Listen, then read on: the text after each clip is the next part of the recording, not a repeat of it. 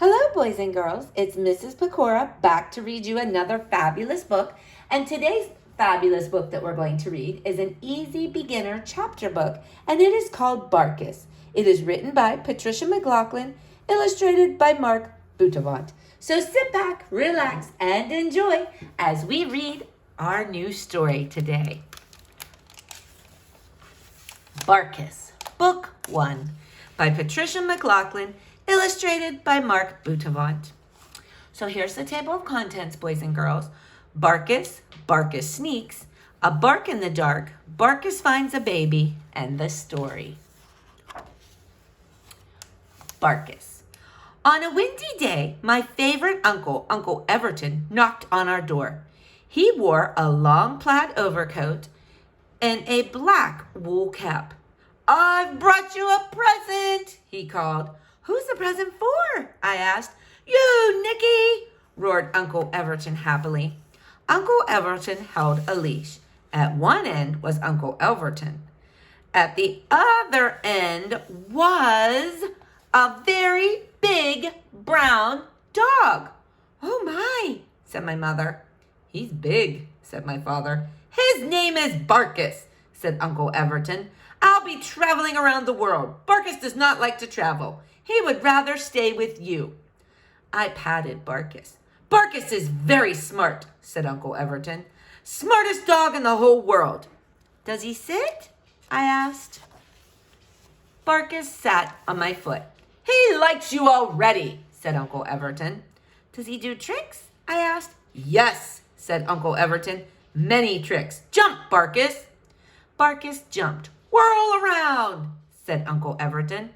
Barkus whirled and whirled. "Does he get along with people?" asked my mother. "Yes," said Uncle Everton. "Does he bark?" asked my dad. "Only when he wants to," said Uncle Everton. "Is there anything Barkus doesn't do?"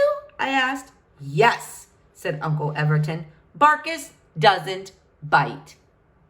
"Then I'll keep him," I said. "Thank you." "You're welcome," said Uncle Everton. And that is how Barkus became my dog. Barkus sneaks. It was Monday morning. I put on my sweater and coat and boots. Barkus watched me. I put on my gloves. Barkus watched me.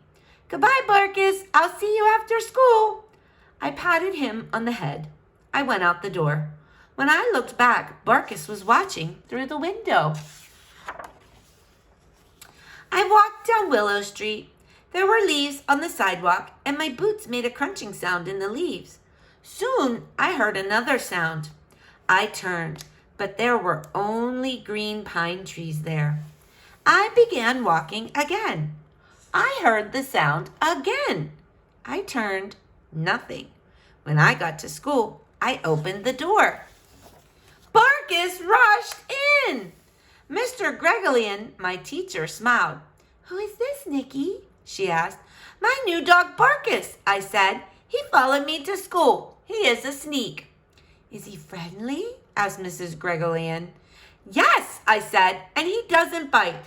"That's very good," said Mrs. Gregorian. "Can he sit quietly?" "Yes," I said. "Sit, Barkus." Barkus sat next to my desk. He helped me paint a picture. He read a book with me.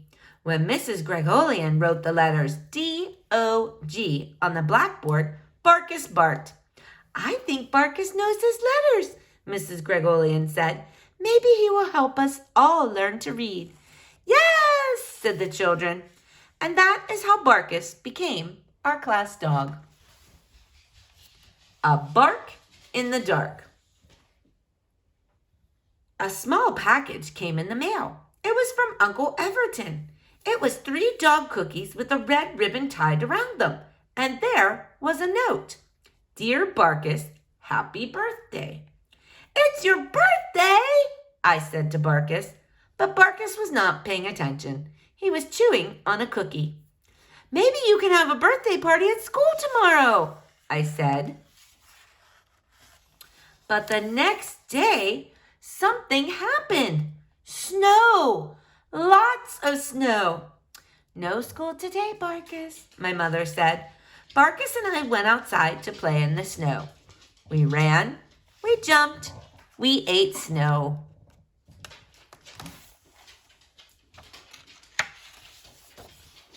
We'll have a quiet little party for him after dinner, said my mother.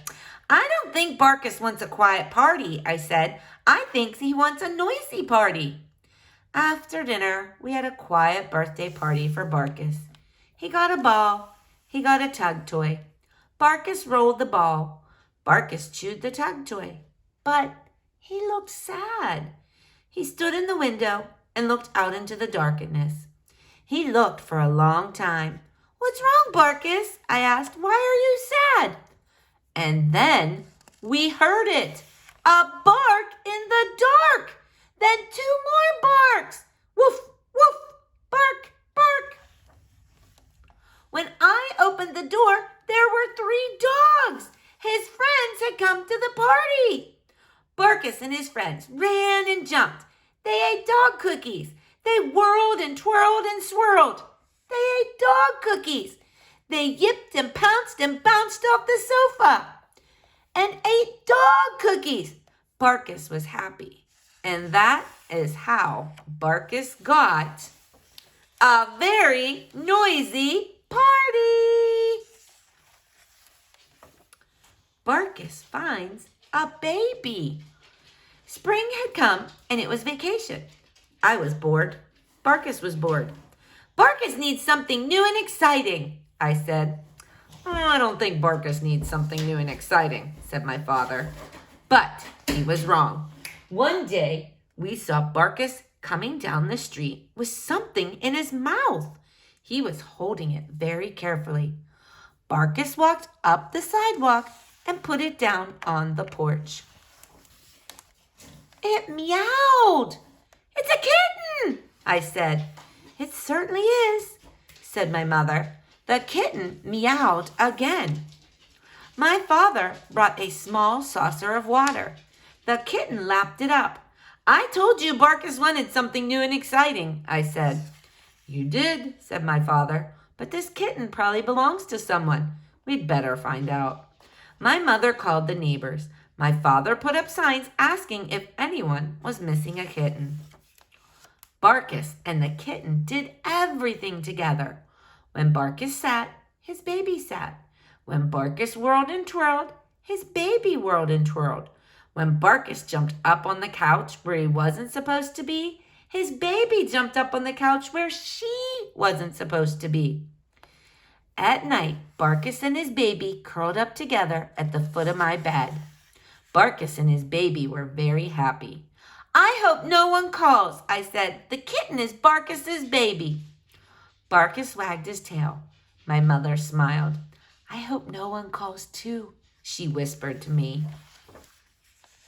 And then one day, a woman came to the house. Did you find a kitten? She asked. She patted Barkus, and then she saw his baby hiding under him. Oh, there she is, she said. This is my dog Barkus. He has adopted your kitten, I said. She is his new baby.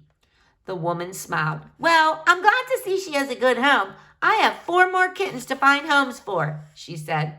Her home is here, I said. I think you're right, said the woman. And does the baby have a name? No, I said. No name. What about Tessie? Asked my mother. Barkus was quiet. What about Rascal? Asked my father. Barkus was quiet. What about Miss Pudge? Asked the woman.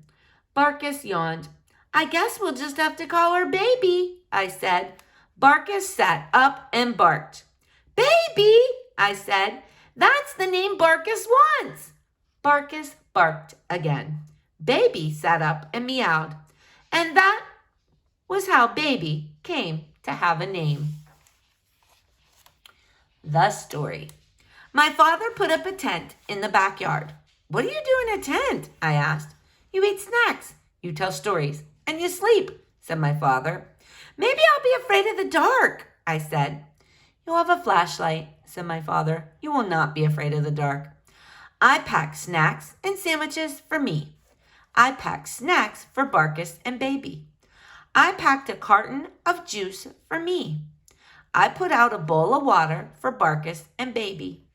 I put 2 sleeping tent bags inside the tent.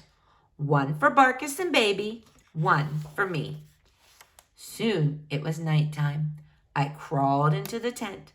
Barkus and Baby crawled into the tent. It was dark inside. I turned on my flashlight. "First, let's have snacks," I said. Barkus and Baby were happy to eat snacks. I drank my juice. Barkus and Baby drank water.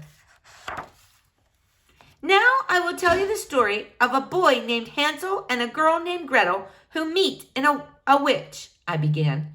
Barkus whined. "Not that story?" I said. "Then I'll tell you a story about a boy who climbs a giant beanstalk. Once there was a boy named Jack."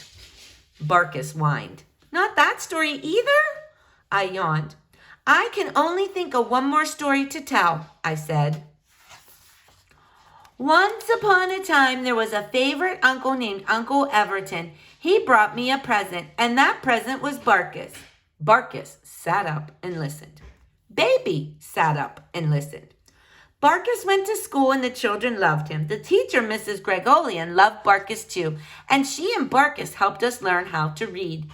Once Barkus had a very noisy birthday party with his dog friends, and then Barkus found something new and exciting, and that new and exciting thing was Baby.